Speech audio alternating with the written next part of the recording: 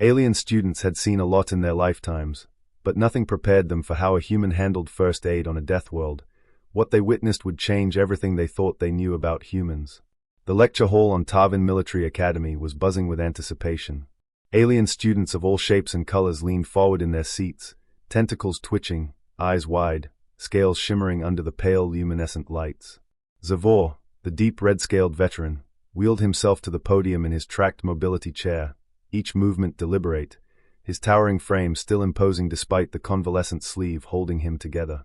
He had survived horrors most could not imagine, and today, he would share a story that would leave even the most battle-hardened aliens in stunned silence. "Before I begin," he rumbled, his voice a low growl that resonated through the hall, "let me clarify something. Humans are not what you think they are. You've heard the tales, the legends of Deathworlders, but stories only ever capture fragments of reality. What I'm about to recount is what it means to live and survive among them." A murmur of curiosity ran through the students. Many had been told humans were resilient, capable of enduring extreme heat, cold, and unimaginable danger. But no one had prepared them for what Zavor was about to reveal. "It was during our deployment on a fringe world," he began, his gaze sweeping over the room, "a planet scarred by volcanic activity, jagged terrain, and predators big enough to swallow an eke whole. Our mission was straightforward: survey and secure a remote mining station. By the time we arrived, chaos had already taken root. Pirate bands had overrun the outposts, and environmental hazards were deadly enough to strip a less hardy species to bone in hours." Students leaned in closer. Even the most experienced among them had not felt the same visceral fear humans endured daily. "I had been injured," Zavor continued, his claws tapping the arm of his chair. "Broken bones, significant blood loss. Normally, I'd have been incapacitated. But the humans, they operate differently. They do not wait for perfection in the tools at hand. They adapt, improvise, survive." One Marine, Jacob Carver, became the living embodiment of this principle. The students' collective eyes widened. Carver was the name many had heard whispered across the academy, a human reputed to survive any ordeal. Zavor's tone carried a mix of respect and disbelief. "It began with a crash," he said, lowering his voice for effect. "A chunk of the station's structure collapsed during a minor quake, pinning civilians under tons of debris. Fires spread rapidly. Panic erupted, and yet, Carver moved like a predator guided by instinct, weaving through chaos with a precision we could barely comprehend. A young girl, no more than 10, screamed for her father. Everyone else froze. Carver acted. The hall was silent now. Students of the three-eyed, six-limbed, and scaled varieties were utterly captivated. "I'll never forget the sight," Zavor continued. He approached the fallen structure, assessed it in seconds, and spoke to the girl. "When I lift this, grab his leg and pull with all your might. Don't stop." And she did. She followed every instruction to the letter, dragging her father free while Carver held the debris with raw strength no alien could match. There were audible gasps. Even the hardened Eek students trembled at the thought. Then came the real test. Zavor's eyes darkened, recalling the memory. Her father was wheezing, struggling to breathe. His windpipe had been crushed. Carver didn't panic. He scavenged what he could, a straw, a field knife, improvised a tracheotomy on the spot. Every motion deliberate, every breath calculated. Within moments, the man was alive, breathing steadily. And Carver? His face was singed by fire, skin blistered, yet he never faltered. Hands reached for mouths across the hall. Some students' scales had even bristled in shock. "You must understand," Zavor said, leaning forward slightly. "To an Eek, a dislocated joint or a broken bone is catastrophic. To us, many injuries are effectively lethal without advanced tools. Humans? They pop joints back into place, use improvised glues to bond shattered bones, and continue as if nothing happened. They risk themselves constantly, because their value of life is not theoretical, it is actionable.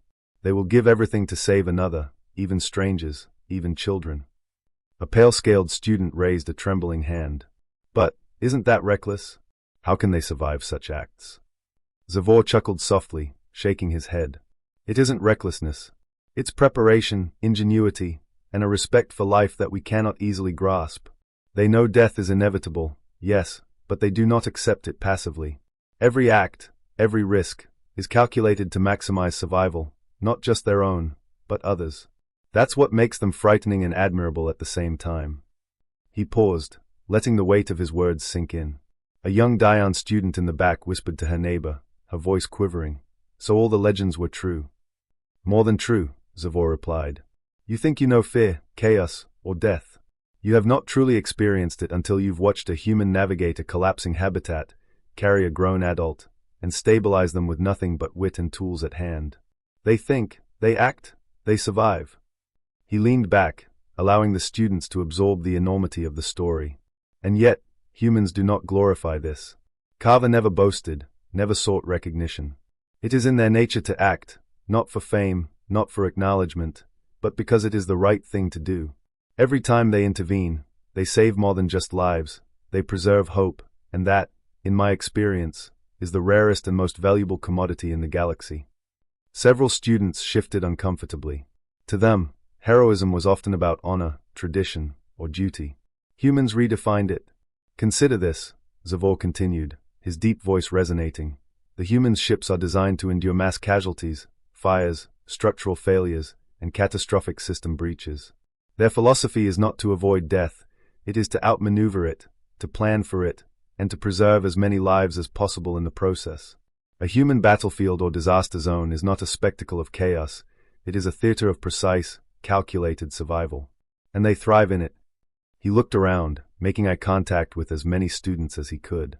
You will leave here today not just with admiration for humans. You will leave with a fundamental understanding.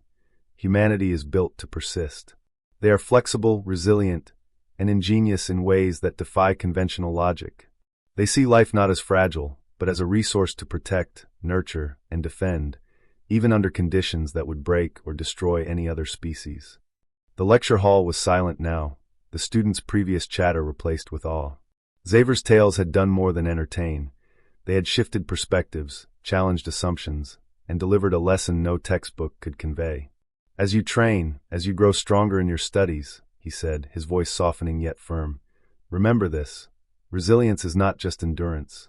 It is intelligence, creativity, and empathy all intertwined. If you ever serve alongside humans, understand their ways, you will witness acts of courage that will redefine your understanding of survival. And perhaps, just perhaps, you will learn to carry a fraction of that philosophy within yourself. The bell rang, signaling the end of the session, but the students barely moved. They remained seated, minds racing, hearts pounding. For many, this lecture would become a benchmark, a memory that defined their entire view of humanity. Xavier wheeled himself toward the exit, his presence leaving a lingering gravity behind.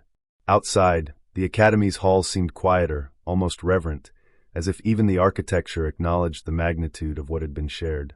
In the months to come, tales of Carver's first aid tactics spread across the Academy. Students who had doubted human capabilities were now advocates for understanding, adaptation, and respect. Stories like these did more than educate, they inspired, proving that sometimes the greatest lessons of life come from watching another species redefine the limits of possibility. And for Xavier, it was enough. He had survived Deathworlds, battles, and the horrors of galactic warfare. But the realization of humanity's ingenuity and compassion had left a mark more profound than any scar he carried on his red-scaled body. Humans were extraordinary, and now so too were those who had learned from them.